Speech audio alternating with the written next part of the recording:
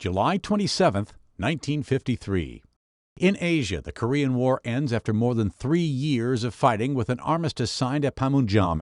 President Dwight Eisenhower tells Americans, "We think of those who were called upon to lay down their lives in that far-off land to prove once again that only courage and sacrifice can keep freedom alive upon the earth."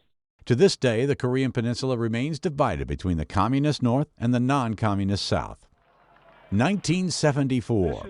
In Washington, the House Judiciary Committee votes to recommend the impeachment of President Richard Nixon. The panel charges Nixon with personally engaging in a course of conduct to obstruct justice in the Watergate scandal. Congressman Joshua Eilberg, Democrat of Pennsylvania. Not only is Richard Nixon guilty of bribery, high crimes, and misdemeanors, but he must be impeached and convicted by the Senate if we are to remain a free, courageous, and independent people. More than a dozen days later, Nixon becomes the first American president to resign. 1996. Terror strikes the Atlanta Olympics as a pipe bomb explodes at Centennial Olympic Park, killing 1 person and injuring 111 others. Eric Rudolph, an anti-government extremist, later pleads guilty to that bombing and others in the South. He receives life behind bars. 1980.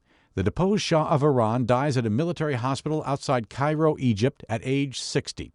It happens during the Iranian hostage crisis, when dozens of Americans are held captive for 444 days by the Islamic fundamentalist regime that replaced the Shah. And 2003. Thanks for the memory of sentimental verse. Comedian Bob Hope, who entertained Americans and U.S. troops worldwide for decades, dies in Toluca Lake, California. He was 100 years old. Today in history, July 27th. Tim McGuire, The Associated Press.